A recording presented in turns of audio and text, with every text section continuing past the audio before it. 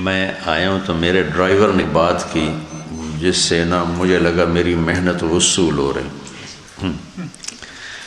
کہنے لگا اب لوگ کھڑے تھے نا باہر, کہنے لگا مولانا صاحب اے تھوڑے شاگرد تو تھوڑے کو ڈردے ہی کوئی نہیں, ایویں ہی کھلوتے ہوئے.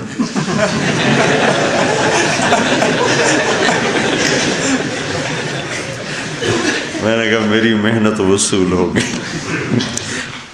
ایک ان پڑھ آدمی کا تبصرہ بہت جاندار ہوتا ہے. تو اس نے کہا جی مولانا صاحب ویکھو نا تھوڑے کو ڈردے ہی کوئی نہیں, ایویں ہی کھلوتے ہوئے.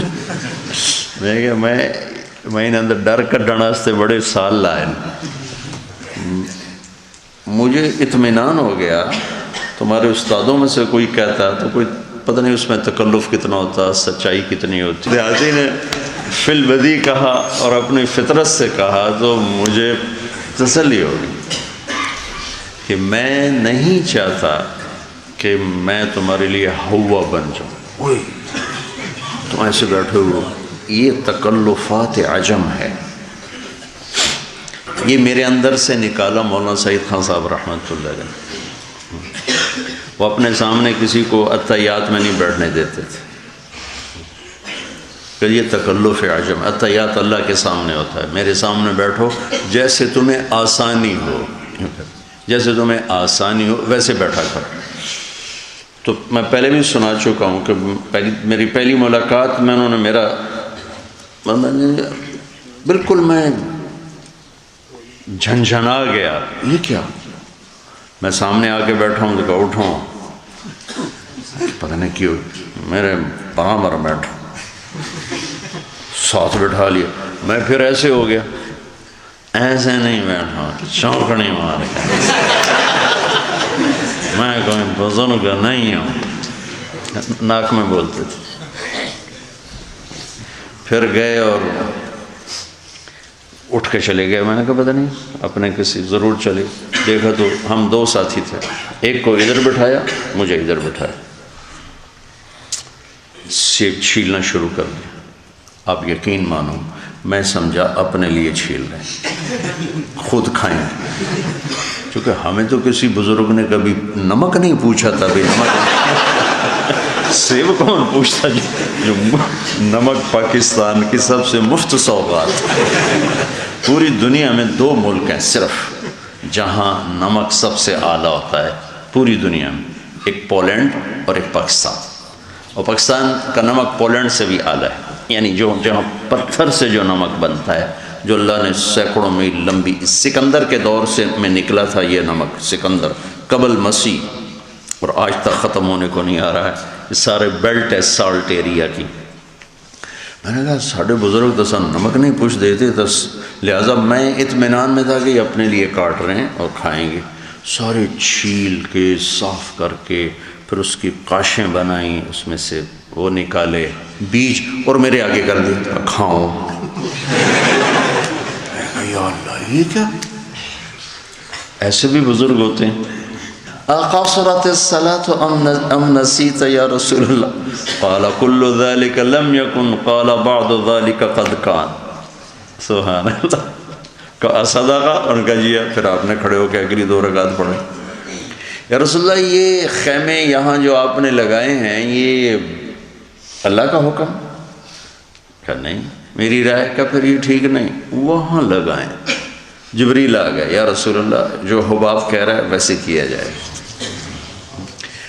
بریرہ نے نکاح توڑ دیا آزادی کے بعد, مغیث مگر تو بریرہ گو. تو آپ نے کہا بریرہ تو رجوع کر لے. بیچارہ مغیث صرف پیچھے تڑپ رہا ہے. کہ یا رسول اللہ آپ حکم دے رہے ہیں یا رائے؟ کہ نہیں رائے, میں نہیں مانتا. چونکہ ہم لوگ سیرت سے متاثر نہیں نا, یہ ہمارا ایک عیب ہے, بہت بڑا نقص ہے. ہم سیرت سے متاثر نہیں. جو نظر آتا ہے نا وہ بہت طاقتور ہوتا ہے, وہ اثر چھوڑتا ہے. جو پڑا ہوتا ہے وہ اتنا اثر نہیں چھوڑتا جتنا جو دکھائی دیتا ہے وہ اثر چھوڑتا ہے.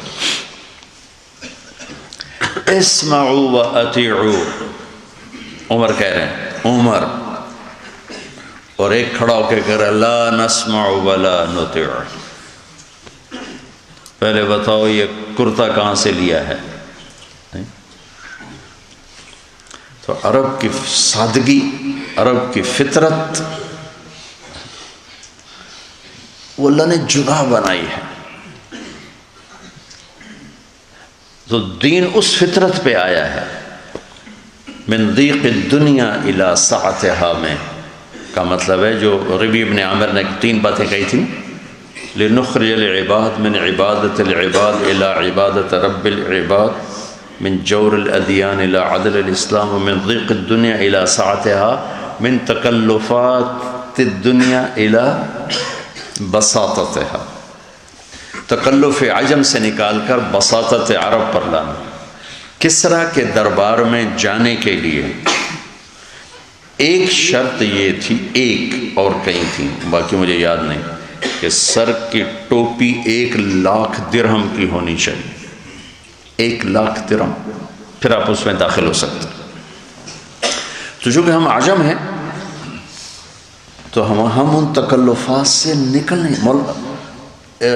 تمہارا مولوی زبیر صاحب کہنے لگے تو مولانا سعید خان صاحب کیسے نکل گئے؟ میں نے کہا وہ یہاں رہے ہی نہیں.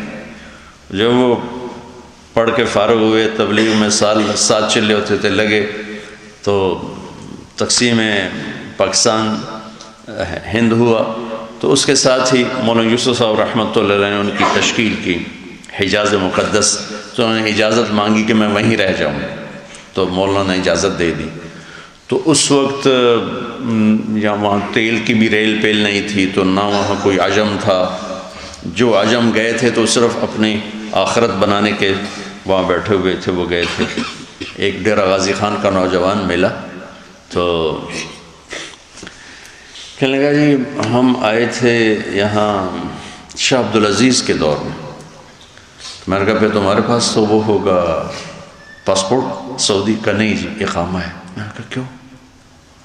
کہا جی وہ میرے باپ نے کہا تھا میں دنیا بنانے نے، وہاں حکومت نے کہا کہ پاسپورٹ لے لو، تو میرے ابا نے کہا میں مہاجر بن کے مرنا چاہتا ہوں، مقیم بن کے نہیں مرنا چاہتا، مجھے پاسپورٹ نہیں چاہیے. تو اس وقت جو لوگ گئے تھے وہ اس ذہن کے لوگ تھے کہ ہم مدینے میں مریں. کسی نے سوچا میں مکے میں مروں، اس لیے ان کی ہجرت تھی. تو عرب اب تو مکہ، مدینہ اور جدہ، اس میں 10% عرب ہیں، 10%. باقی جتنے ہیں چاہے وہ رومال سر پہ غترے باندھے ہوئے ہیں نا، یہ سب غیر عرب ہیں جو وہاں آئے ہوئے ہیں. 10% سے زیادہ. ہاں ادھر عرب ہیں، ریاض کی طرف ادھر عرب زیادہ ہیں، لیکن ادھر سارا عجمی ماحول بن چکا ہے. اور پھر خالص عرب ماحول میں پہنچ گئے تو اللہ نے ان کے اندر سے وہ چیز نکال دی. استفادے کے لیے احترام، محبت ہے، نہ کہ تکلفات.